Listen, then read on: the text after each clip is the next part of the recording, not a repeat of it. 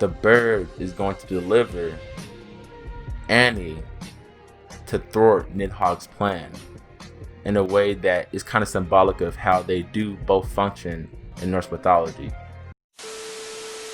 Right now, the series has way too many puzzle pieces for me to just let them go by. Everything that is said in this series is said for a reason. They would not have told us that Annie could steal powers once again during, say, chapter 134 or 135. They wouldn't have told us that if she wasn't going to steal a power. They weren't going to tell us that Falco could turn to a bird if he can't turn to a bird. So there's just a couple things off the top of my head that I could think of. Isayama doesn't just say things, he does things. So that's what I'm thinking. There's a couple puzzle pieces that we need in order for my theory to work. We need the world tree that Ymir initially did fall into. Yggdrasil. That shit. We need Yggdrasil.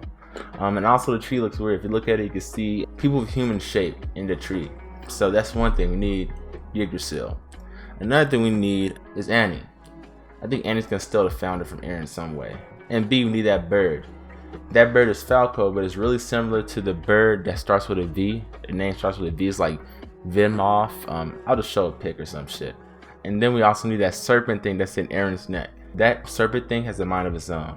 I feel like in a way it has been controlling things. Eren's supposed to die when Gabby shot him, but that thing sprung out of his head and did connect his body. That creature is conscious and it has a goal. It isn't being controlled, it controls. And I think that creature specifically is Nidhogg, or probably Jamon, whatever it's called. There is two serpents in Norse mythology. And that's the thing, AOT has a lot of connections to Norse mythology. 9 Titan shifters, 9 realms, there's that world tree. There's a couple of similarities between Norse mythology and Attack on Titan. What I know about Attack on Titan is a lot of these symbols, the world tree, the bird, Nidhogg, they aren't complete or exact. I noticed that all these symbols don't have the exact same functions as they do in each series. Nidhogg and the bird, them niggas is beefing, bro. There's a squirrel that runs between each one, and that squirrel starts instigating. Let's say Nidhogg's like, bro, that bird dusty as hell, bro. The squirrel runs down, hears that, runs up back to the bird. It's like, guess what Nidhogg said? You're dusty. And the bird's like, man, fuck that dirty ass nigga. Now the squirrel grabs that message and brings it back down, if you get what I'm saying. And also the bird is seen as a symbol of leadership, or like an all-seeing eye. And if you look at the current chapter, right now that bird is an all-seeing eye. It sees everything right now. It's above the whole fight. And if you take a look at Nidhogg, even though it doesn't say much, it doesn't say anything in Attack on Titan, we cannot say that Nidhogg in Attack on Titan has malicious intent, but it definitely does have intent. It definitely did latch on to Ymir, and it definitely did make sure that Eren didn't die. But as for this, I like this theory a lot because it talks about the world tree, and I think that's slipped everybody's minds ever since we saw Ymir fall into it. I think that world tree is definitely something that we still have to take into account. That's where Nidhogg, or that serpent that is the Titan spine, that's where it came from.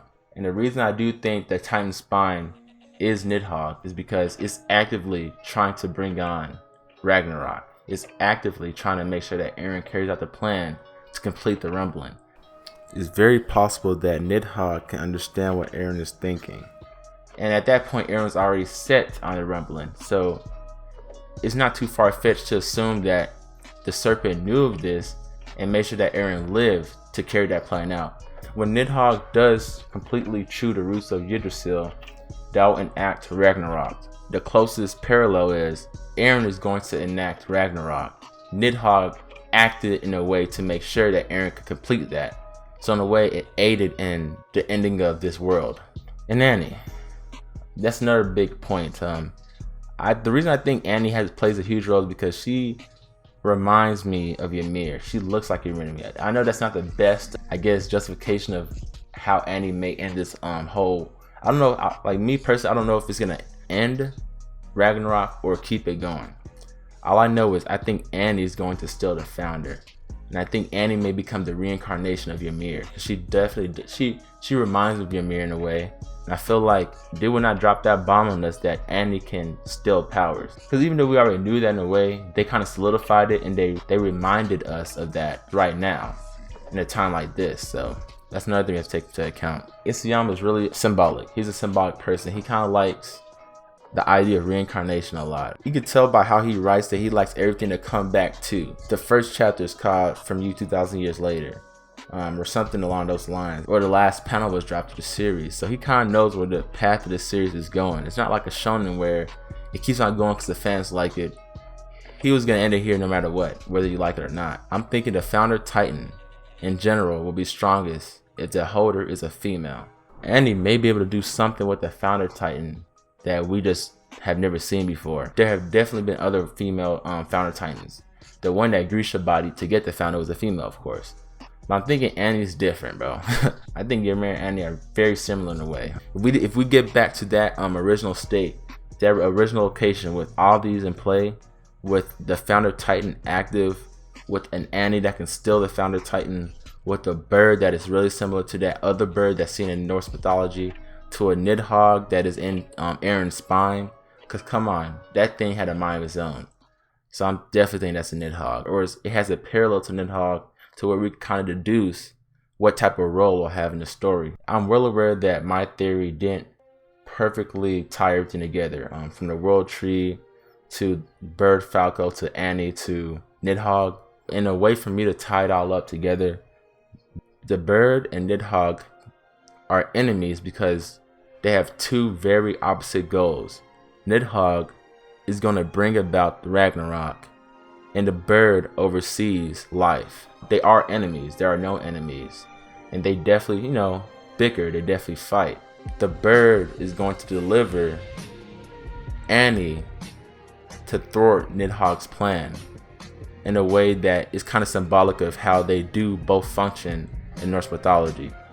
Pretty much the bird doesn't want Nidhogg to get what he wants, but Nidhogg's goal definitely thwarts the function of the bird, how he does oversee life. Or not oversee life, but he's like an all-seeing eye. He sees everything, and the world tree goes down, the bird's livelihood also goes down. The bird has no function, it has no purpose. Based on how the situation does play out, they would have inevitably became enemies. In Attack on Titan, they took the twist as where the bird actually delivers Annie, which is going to thwart the plan made by Nidhogg. The Titan's spine that is definitely conscious is making sure that Eren stays alive to carry out Ragnarok. And if you want to tie everything together, yeah, when it comes in terms of the bird, Annie, and I guess Nidhogg, or the symbol of Nidhogg in the story, that's how things will play out.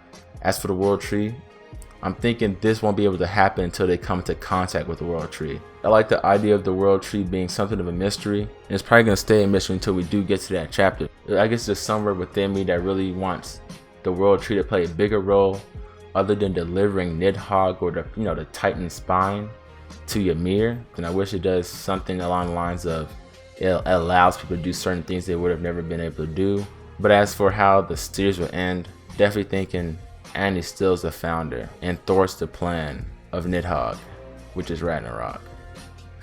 But yeah, I think I like this. I like this video because it helped me develop my theory better. Because I didn't really have an idea of how the series will end. But as I did talk through it, and as I did, gain a better understanding of what each symbol did mean, I like this video because it helped me go through my own theory I had this series and kind of find its flaws, and help me actually develop a real theory on how the series will end. Because originally I thought it was the world tree, but now since I have a better understanding of how each symbol does play a part in how the series will end, as in the role the world tree played in both Norse mythology and Attack on Titan, and how the bird's role in Norse mythology would translate in some way to Attack on Titan, and how Annie's role is going to be, of course, only towards Attack on Titan, but how she, in my eyes, does share some similarities with Ymir. And I'm also, a firm believer of it's probably possible that the strongest founder Titan may be a female. Pretty much the role that Nidhogg plays in Norse mythology, and how his role would translate to Attack on Titan in terms of how the series will end. I just turned the camera on, turn my mic down, and talk my shit. So pretty much I'm gonna be dropping a lot of Attack on Titan videos. I fuck with Attack on Titan heavy. This is one of the series I've been reading every chapter of since about 2 years ago. Make sure you subscribe so when I do drop the next Attack on Titan video, you will know. But yeah, man, I'll see y'all when I see y'all, man.